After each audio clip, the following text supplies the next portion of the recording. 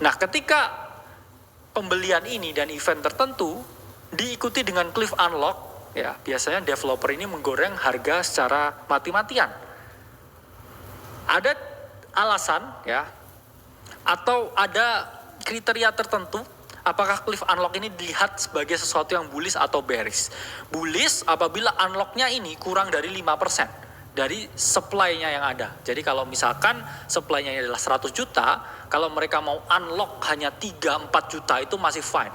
Tapi kalau dari 100 juta token yang ada, mereka mau unlock 20 juta, dan tidak ada katalis event tertentu yang mendukung, nggak ada event menjelang unlock tersebut, teman-teman harus hati-hati. Biasanya harga turun atau bearish ya. Jadi kalau misalkan unlocknya ini gede banget, nggak ada event tertentu, itu bearish. Tapi apa yang bullish, misalkan oke, ini hanya 2% dari 100 juta, yang mana itu hanya 2 juta.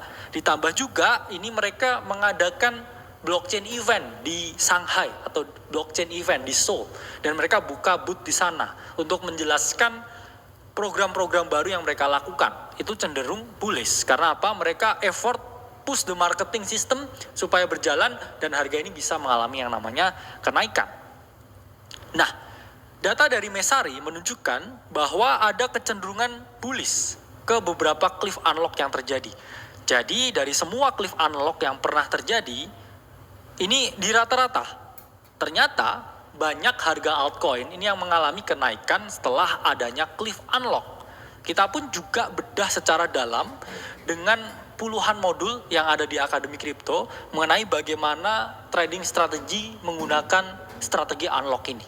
Jadi teman-teman, buat member kita itu bisa mendalami secara detail unlock seperti apa, apakah saya harus kecenderungan long atau short ketika unlock tersebut, itu bisa teman-teman pelajari di dalam. Dan ya ini contoh lagi ya, SUI cliff unlock 1 Agustus 2024 dengan jumlah hanya 2,56% dari total circulating supply yang ada. Oke. Dan nilainya ya secara US dollar itu 54 juta US dollar ya, sekitar ya hampir 1 triliun.